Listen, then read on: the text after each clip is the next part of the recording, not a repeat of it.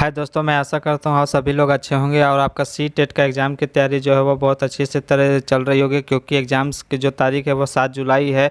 आपके एग्ज़ाम्स में अब ज़्यादा टाइम नहीं है, इसलिए आप लोग अपनी तैयारी जो है और भी ज़ोरों शोरों से अब शुरू कर दीजिए। इसीलिए मैं आप लोगों के लिए लगातार वीडियो अपलोड करते जा रहा हूँ। तीनों सब्जेक्ट का हिस्ट्री, पॉलिटी और जियोग्राफी सभी का अलग से प्लेलिस्ट बनाया गया है। जाकर के आप सभी वीडियो को वॉच कीजिए, क्योंकि यही सब क्वेश्चन आपको एग्जाम्स में डायरेक्टली देखने को मिलेगी। ठीक है, चलिए ज़्यादा टाइम को वेस्ट ना करते हुए चलिए आज के क्लास का पहला क्वेश्चन आप यहाँ देख पा रहे होंगे कि पृथ्वी का भ्रमण काल परिभ्रमण काल कितना समय का होता है। ठीक है, पृथ्वी का परिभ्रमण काल कितना, परिभ्रमण और एक परिक्रमण, ये दोनों अलग अलग चीज़ें होती हैं। परिभ्रमण मतलब लट्टू जैसा, जैसे लट्टू एक जगह खड़ा होकर नाचता है, गोल गोल घूमता है, उसको परिभ्रमण बोलते हैं। और परिक्रमण जब नाचते नाचते लट्टू घूमता है, ऐसे ऐसे घूमता है, तो उसको बोलते हैं परिक्रमण।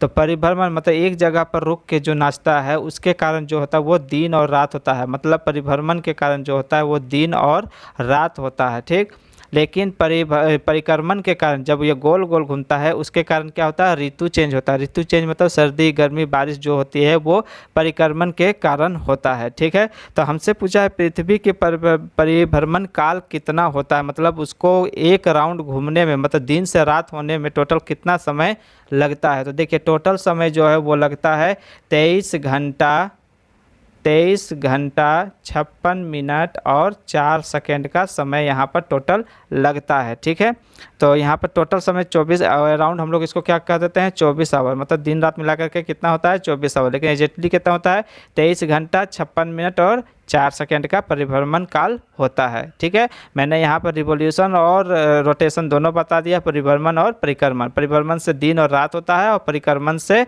ऋतु चेंज होता है। ठीक है, इसी तरह के सभी क्वेश्चन आप लोग जो अपने नोटबुक में नोट जरूर करते चलिएगा दोस्तों, क्योंकि एग्जाम्स के समय में आपका यही नोटबुक काम में आने वाली है। ठीक है, भूकंप में कितने प्रकार होते हैं, क्वेश्चन नंबर 2 है कि भूकंप के कितने प्रकार होते हैं। तो देखिए अर्थक्वेक जो होता है, अर्थक्वेक मेनली 3 टाइप का होते हैं। कौन कौन होते हैं देखिए यहाँ अच्छी तरह से।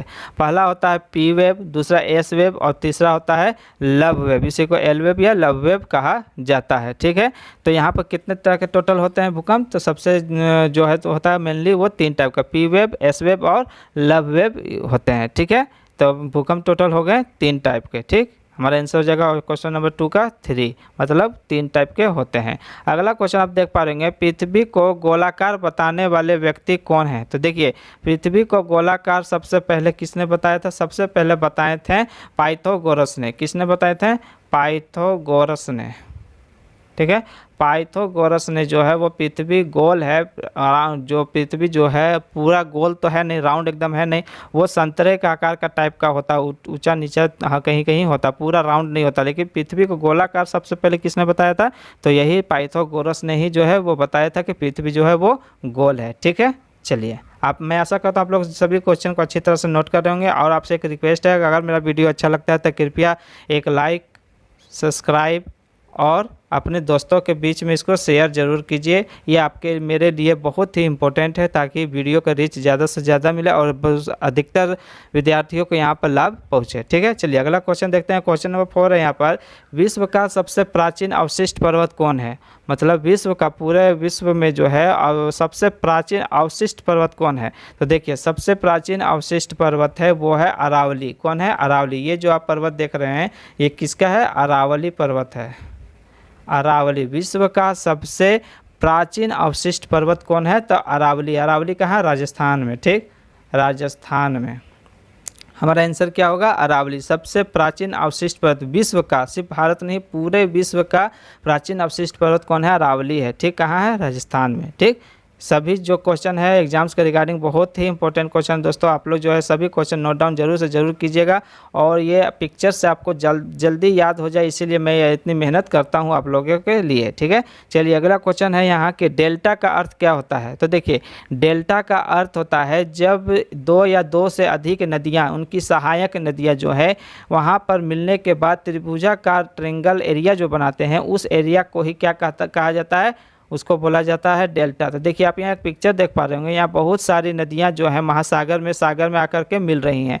तो यहाँ पर जो नदी है, सहायक नदी है, मिलने के कारण जो ये एरिया जो बन रहा है, आप यहाँ देख पा रहे होंगे ये जो एरिया बन रहा है, ये देखिए ट्रायंगल का रूप ले रहा है, तो इसी को क्या कहा जाता है, डेल्टा कहा जाता है। जब दो या दो से अधिक नदियाँ, उनकी सहायक नदियाँ जो है वो वहाँ ट्रायंगल भूमि का जो हम फॉर्मेशन तैयार होता है, भूमि का तैयार होता है, उसी भूमि को क्या कहते हैं, उसको बोला जाता है डेल्टा। क्या कहा जाता है, डेल्टा। ठीक है, आप याद रखिएगा, दो या दो से अधिक नदियों के जहाँ पर नदी मिलती है, वहाँ मिलने के बाद जो भूमि है ट्रायंगल शेप में बनाती है, भूमि मिलने पर उसी को क्या कहा जाता है, डेल्टा कहा जाता है। ठीक है, चलिए इस पिक्चर को अच्छी तरह से देख लीजिए, ये डेल्टा का पिक्चर है। ठीक, डेल्टा का अर्थ यही होता है। चलिए अगला क्वेश्चन देख लेते हैं। क्वेश्चन नंबर 6 है यहाँ पर, सबसे बड़ा मरुस्थल, विश्व का सबसे, वर्ल्ड का सबसे बड़ा मरुस्थल कौन। मरुस्थल मीन्स होता है डेजर्ट। डेजर्ट मतलब जहाँ सिर्फ बालू ही बालू हो, पानी ना हो, और इसी बालू में जो है क्या होता है, मनुष्य को भ्रम होता है कि कुछ दूर पर पानी है, जिसको मरीचिका हिंदी में बोला जाता है, मरीचिका। और ये किस कारण से बनता है, तो ये टोटल इंटरनल रिफ्लेक्शन के कारण बनता है, जो फिजिक्स में इसकी पढ़ाई होती है। ठीक है, तो यहाँ पर हम लोग देखते हैं कि सबसे बड़ा मरुस्थल कौन है विश्व में। तो देखिए आप यहाँ पिक्चर देख पाएंगे, सिर्फ बालू ही बालू है, जहाँ तक देखिएगा सिर्फ बालू ही आपको दिखाई देगा। तो सबसे बड़ा मरुस्थल कौन है, तो वो है सहारा। सहारा मरुस्थल जो है वह सबसे बड़ा मरुस्थल है विश्व में, सिर्फ बालू ही बालू, अब जहाँ तक नज़र घुमाइएगा आपको सिर्फ बालू ही बालू दिखाएगा। ठीक है, तो वर्ल्ड का सबसे बड़ा मरुस्थल डेजर्ट कौन है, तो यहाँ पर होगा हमारा सहारा मरुस्थल। ठीक है, चलिए अगली क्वेश्चन देख लेते हैं। देखिए क्वेश्चन नंबर 7 है कि वायुयान का परिचालन किस मंडल में होता है। वायुयान का परिचालन मतलब एरोप्लेन जो है वो किस मंडल में होता है। क्यों, क्योंकि अर्थ के ऊपर एटमॉस्फेयर जो है वो बहुत सारी लेयर में, मंडल में डिवाइडेड है। तो किस मंडल में क्या घटना होती है उसकी चलिए अच्छी से हम लोग यहाँ पर देख लेते हैं। देखिए एक पिक्चर आप यहाँ देख पा रहे होंगे, ये अर्थ है, यहाँ देखिए ये अर्थ है, यहाँ पर आप अर्थ देख पा रहे होंगे। अर्थ के ऊपर में देखिए ये सब क्या है, लेयर में बटी हुई हैं, देखिए है ना। तो सबसे पहली परत को बोला जाता है, लेयर का पहला निचला हिस्सा को क्षोभ मंडल, उसके ऊपर समताप मंडल, उसके ऊपर मध्य मंडल, उसके ऊपर थर्मोस्फीयर या तापमंडल, और सबसे अंत वाले जो लेयर होते हैं वायुमंडल का उसको बोलते हैं वायुमंडल। क्या बोलते हैं, वायुमंडल। अब चलिए देख लेते हैं कि लेयर में क्या क्या काम होती हैं। तो देखिए जब सबसे पहला लेयर है, आप देख पा रहे होंगे यहाँ पर सबसे पहला लेयर क्षोभ मंडल में जो है क्या होते हैं, यहाँ बरसात होती है। देखिए यहाँ क्लाउड का फॉर्मेशन हो रहा है, बारिश हो रही है, गुब्बारा उड़ रहा है, ये सब जो बारिश वाली काम होती है, बारिश जो बादल होते हैं वो कहाँ होते हैं, क्षोभ मंडल में होता है। ठीक, उसका ऊपर आता है समताप मंडल। समताप मंडल में देखिए क्या होता है, वहाँ का जो टेम्परेचर है वो क्या होता है, समान होता है, इसीलिए उस एरिया में क्या होता है, जहाज और वायुयान जितने भी है वो सभी इसी में उड़ते हैं। किस में होते हैं, समताप मंडल। आपको एग्जाम्स में इससे पूछा जाएगा कि जहाज किस मंडल में उड़ता है, तो हमारा आंसर हो जाएगा समताप मंडल। ओजोन लेयर भी यहीं पाया जाता है, समताप मंडल में ही। ठीक है, अगला देखिए यहाँ पर देख पा रहे हैं मध्य मंडल। मध्य मंडल में क्या होता है, उल्का पिंड, जो मतलब जो अंतरिक्ष से जो उल्का पिंडें आती हैं टूट करके, वो कहाँ करके नष्ट हो जाती हैं, वो मध्य मंडल में आकर के नष्ट हो जाती हैं। ठीक, उसके ऊपर है ताप मंडल। इसमें क्या होते हैं, इसमें जो उपग्रह सैटेलाइट जो यहाँ से छोड़े जाते हैं, कृत्रिम सैटेलाइट, वो इसी एरिया में छोड़े जाते हैं, ताप मंडल में। ठीक, अब उसके ऊपर जो है लास्ट जो है यहाँ पर क्या है, अंतरिक्ष यान यहाँ पर छोड़े जाते हैं। साथ ही साथ यहाँ पर सबसे ज़्यादा क्या पाया जाता है, हाइड्रोजन और हीलियम जो है सबसे ज़्यादा इसी लेयर में, वायुमंडल में पाया जाता है। ठीक है दोस्तों, मैंने यहाँ जितने भी टाइप के मंडल होते हैं वो सभी मैंने यहाँ पर डिस्कस कर दिया। आई होप मैं जो आप लोग हैं यहाँ पर सभी क्वेश्चन को अच्छी तरह से देख रहे होंगे और अपने नोटबुक में नोट करते चल रहे होंगे। ठीक है, ये सभी मंडल बहुत इंपॉर्टेंट है, इससे एक क्वेश्चन आपको एग्जाम्स में देखने को मिलेंगे। तो वायुयान परिचालन किस मंडल में होता है, तो मैंने अभी ही बताया था वायुयान किस मंडल में होता है। तो देखिए यहाँ पर है, वो होता है समताप मंडल में, मतलब जिस मंडल में ताप टेम्परेचर जो है वो क्या होता है, कांस्टेंट होता है। ठीक है, चलिए तो हमारा आंसर हो जाएगा समताप मंडल। ठीक है, चलिए अगला क्वेश्चन देखते हैं। क्वेश्चन नंबर 8 है हमारा कि बलुआ पत्थर का निर्माण होता है। बलुआ पत्थर का निर्माण किससे होता है, तो देखिए बलुआ पत्थर का जो निर्माण होता है वो परतदार चट्टान से होता है। जो लेयरिंग जो होता है, परत दर परत, जो सालों साल परत बन करके जो चट्टान का निर्माण होता है, उसी से क्या होता है, बलुआ पत्थर का निर्माण होता है। कायांतरित रूप है बलुआ पत्थर। ठीक है, किसका है ये, परतदार का। ठीक, बलुआ पत्थर जो है किस में बदल जाता है, समय आने पर जो है बलुआ पत्थर का रूपांतरण मतलब चेंज किस में हो जाता है, तो वो होता है क्वार्टाइज्ड में। क्वार्टाइज्ड में जो है वो क्या हो जाता है, चेंज हो जाता है। फॉर्मेशन जो है इसका मतलब समय के साथ रूपांतरित हो जाता है। जैसे कोयला का भी निर्माण होता है परतदार चट्टान से, उसी तरह बलुआ पत्थर का निर्माण किस में हो जाता है, तो बलुआ पत्थर का निर्माण जो है वो किस में चेंज हो जाता है समय के रहते हुए, तो वो हो जाता है क्वार्टाइज्ड में। ठीक, इसी से और क्वेश्चन आता है कि संगमरमर जो है किससे बनता है। संगमरमर जो है वो बनता है चूना पत्थर से। चूना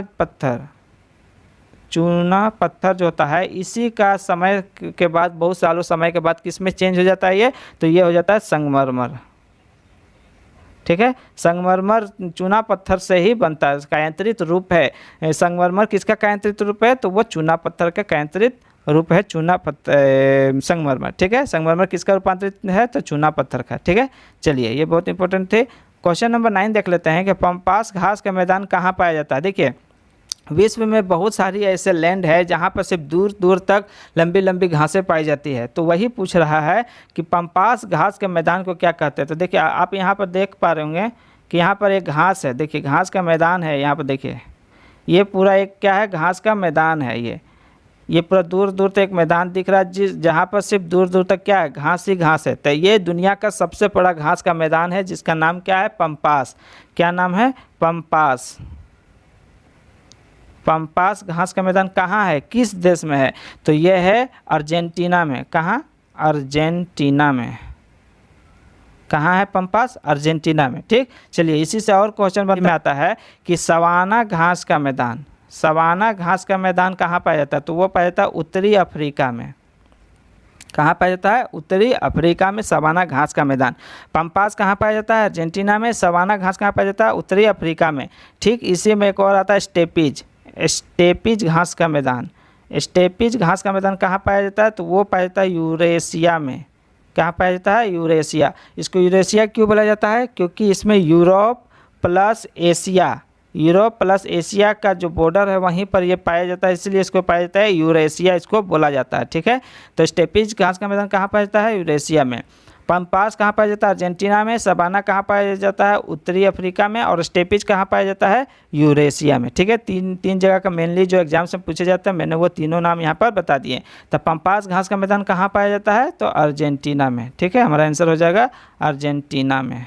ठीक है, चलिए क्वेश्चन नंबर 10 देख लेते हैं। यहाँ पर क्वेश्चन नंबर 10 है कि भारत और चीन के बीच के रेखा को क्या कहते हैं। तो देखिए यहाँ पर एक मैप है जहाँ पर भारत और चीन, ये चाइना है, ये एरिया चाइना का है और ये एरिया इंडिया का है। ठीक है, यहाँ पे जो रेड वाला है ये क्या है, बॉर्डर है भारत और चाइना का।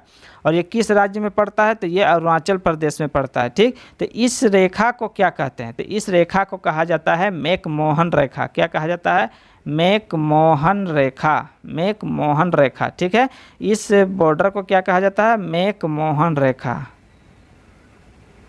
मैकमोहन रेखा कहा जाता है। ठीक, अब हमारा सवाल यहाँ पर था कि इस रेखा को क्या कहते हैं, मैकमोहन रेखा। ये कहाँ पड़ता है, तो ये इंडिया के अरुणाचल प्रदेश जो राज्य है वहाँ पर ये पाया जाता है, वहीं पर ये बॉर्डर है। ठीक है, ये हमारा यहाँ 2 क्वेश्चन बन गया।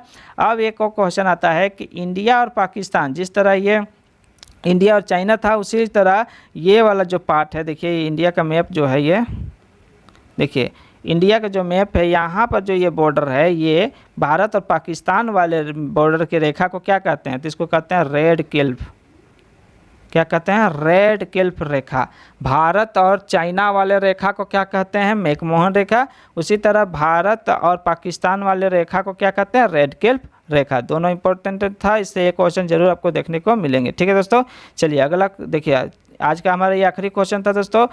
मैं आशा करता हूं आपको ये वीडियो जो है वो बहुत पसंद आती होगी। आप लोग जो है सभी क्वेश्चन जो है समय के साथ सभी नोट करते चलिए, क्योंकि एग्जाम्स के टाइम में वीडियो देखने का टाइम नहीं मिलता, आपको उस समय नोट्स ही काम आएगी। ठीक है, तो आपको वीडियो कैसा लगा प्लीज़ आप अपना एक लाइक शेयर और सब्सक्राइब जो है ज़रूर से ज़रूर कीजिएगा। आपका एक लाइक शेयर जो है मुझे मोटिवेट करता है वीडियो बनाने के लिए, ताकि जो है मैं आगे भी इसी तरह के वीडियो आप लोगों के लिए प्रोवाइड कर सकूं। ठीक है दोस्तों, मैं आशा करता हूं आपको वीडियो अच्छा लगा होगा। मिलते हैं अगली टॉपिक में। आज का ये टॉपिक था ज्योग्राफी। अगली क्लास जो है दूसरे सब्जेक्ट से हम लोग मिलते हैं। सभी का जो प्लेलिस्ट अलग से बना दिया गया है, आप लोग डिस्क्रिप्शन में भी प्लेलिस्ट दिया गया है, प्लेलिस्ट का लिंक। और यहाँ पर अलग से भी जाकर के आप मेरे चैनल में जाकर के हिस्ट्री, ज्योग्राफी और पॉलिटी, हिस्ट्री, ज्योग्राफी और पॉलिटी का जो है यहाँ पर सभी का वहाँ पर एक बना दिया गया है प्लेलिस्ट। हिस्ट्री, ज्योग्राफी और पॉलिटी का प्लेलिस्ट बनाया है, उसमें सभी वीडियो लगातार अपलोड हो रही हैं। आप लोग जाकर के सभी वीडियो वॉच कर लीजिए, बहुत इंपॉर्टेंट है एग्जाम्स में। एग्जाम्स पहले सभी वीडियो और क्वेश्चंस को आप लोग तैयारी कर लीजिए। ठीक है,